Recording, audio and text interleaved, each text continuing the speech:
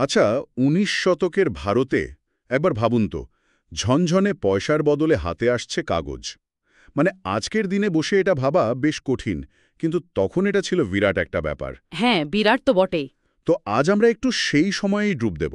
দেখব কিভাবে এই কাগজের টাকা এলো আর আর লোকে নিলই বা কি করে এই নতুন জিনিসটাকে। আমাদের হাতে কিছু ঐতিহাসিক তথ্য আছে যা থেকে ব্যাপারটা বোঝা যাবে। ঠিক।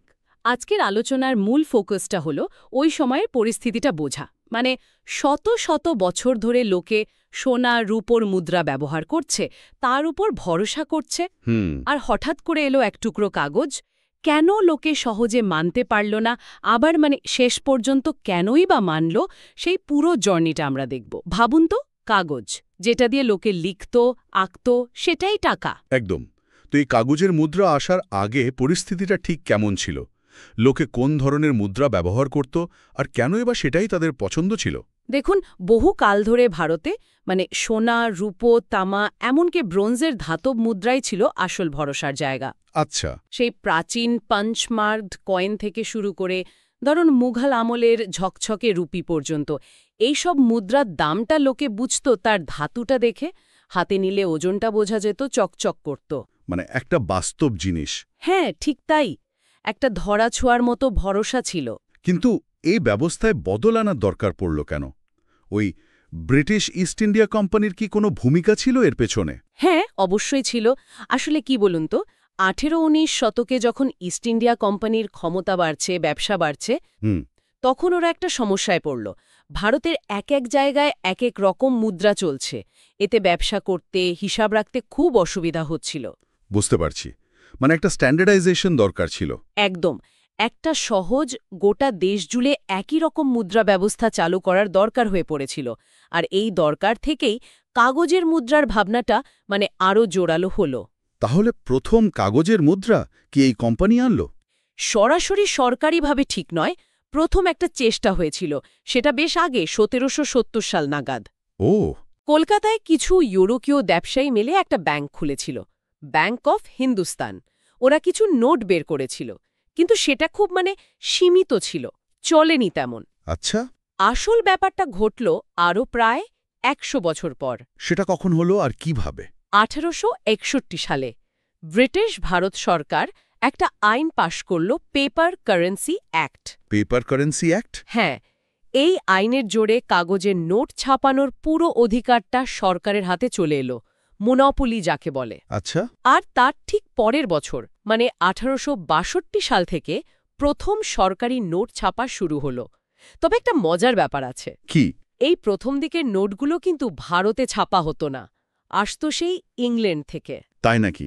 ইংল্যান্ড থেকে? হ্যাঁ, অনেক অনেক পরে নাসিকে যখন সিকিউরিটি প্রেস তৈরি হলো, তখন ভারতে বড় করে নোট ছাপার কাজ শুরু হয়। দারুণ তথ্য তো। কিন্তু আমার মাথায় ঘুরছে ওই প্রশ্নটাই। সাধারণ মানুষ যারা ওই ধাতব পয়সায় অভ্যস্ত, তারা এই পাতলা কাগজকে টাকা বলে মেনে নিল, তাদের প্রথম রিয়াকশনটা কি ছিল? রিয়াকশন মোটেও ভালো ছিল না। লোকে খুবই সন্দেহ করত, অবিশ্বাস করত। কি বলতো তারা? এটাকে বলতো কাঁচা পয়সা, ঠুনকো টাকা আর কি। মনে হাজার প্রশ্ন, এই কাগজ তো আগুনে পুড়লেই শেষ, জলে ভিজলে গেল, ছিঁড়ে যেতে পারে। এর তো কোনো ওজন নেই। ঠিক, কোনো ওজন নেই, নিজস্ব কোনো দাম নেই। এটা আবার রূপোর টাকার সমান হয় কি করে? এই ধারণাটা খুব জাঁকিয়ে বসেছিল। তার মানে দোকানে বাজারে এটা সহজে চলতো না? গ্রামের দিকে কি অবস্থা ছিল? একদমই চলত না। শহরের দোকানদাররাই নিতে চাইত না সহজে। আর গ্রামের মানুষ তো অনেকেই সোজাসুজি নাকচ করে দিত। তাদের ওই চেনা রূপোর টাকাই চাই। আচ্ছা। এমনও শোনা যায়, কেউ কেউ হয়তো ভয়ে ভয়ে নোটটা নিত, কিন্তু সেটাকে খুব সাবধানে কাপড়ের মধ্যে ভাঁজ করে রাখত, যেন খুব ভঙ্গুর, পবিত্র কোনো জিনিস। বাহ! মানে ভয় আর সম্ভ্রম মেশানো একটা ব্যাপার। হ্যাঁ, আসলে ওই ভরসার অভাবটাই ফুটে উঠছে এতে। তো এই যে বিরাট অবিশ্বাস, এটা সরকার ভাঙল কিভাবে? নিশ্চয়ই কিছু ব্যবস্থা নিয়েছিল। সবচেয়ে জরুরি ছিল একটা ঘোষণা। কি সেটা? ওরা বলল, সরকারি ট্রেজারিতে গেলেই যখন খুশি এই কাগজের নোটের বদলে একই দামের রূপোর টাকা পাওয়া যাবে। ও, মানে এক্সচেঞ্জ গ্যারান্টি। একদম। এই বিনিময় করার নিশ্চয়তাটা মানুষকে একটু ভরসা দিল। আর দ্বিতীয়ত, নোটের ওপর ওরা ব্রিটেনের রানীর ছবি, সরকারি সিলমোহর, বড় কর্তাদের সই এইসব ব্যবহার করল। মানে পাওয়ার দেখানো আর কি, অথরিটি। ঠিক, বোঝানো হলো যে এটা সাধারণ কাগজ নয়, এর পেছনে সরকার আছে, রাজশক্তি আছে। এটা তো গেল বিশ্বাস তৈরির চেষ্টা, কিন্তু লোকে যাতে এটা ব্যবহার করে মানে দৈনন্দিন জীবনে, তার জন্য কিছু করেছিল। হ্যাঁ, ধীরে ধীরে সরকারি কাজে এর ব্যবহার বাড়ানো হলো। যেমন ধরুন, সরকারি চাকরি যারা করে বা সেনাবাহিনীতে যারা আছে তাদের মাইনে দেয়া হতে লাগলো নোটে। আচ্ছা। খাজনা বা ট্যাক্স নেওয়ার সময়ও নোট গ্রহণ করা শুরু হলো। ফলে বাধ্য হয়ে লোকে নোট ব্যবহার করতে শিখল, পরিচিত হলো। মানে একরকম বাধ্য হয়েই অভ্যাস তৈরি হলো। হ্যাঁ, এই ব্যবহারিক চাপ আর ওই সরকারি গ্যারেন্টি দুটো মিলেই ১৯ শতকের শেষের দিকে কাগজের মুদ্রাটা ধীরে ধীরে আমাদের অর্থনীতির অংশ হয়ে উঠল। তার মানে পুরো ব্যাপারটা ছিল একটা বিরাট শিফট, ওই ধরাছোঁয়া ধাতু থেকে একটা প্রায় ধারণার ওপর ভিত্তি করে তৈরি কাগজের টাকার মূল্যের স্থানান্তর। আর এর পেছনে মূল চালিকা শক্তি ছিল বিশ্বাস তৈরি করা। একেবারে ঠিক বলেছেন।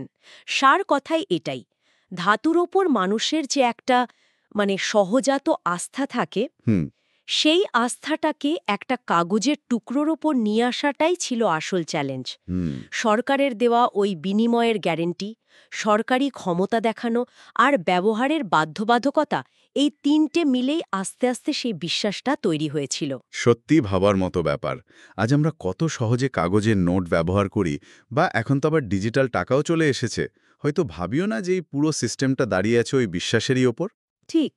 আর এখানেই বিষয়টা আরও ইন্টারেস্টিং হয়ে যায়।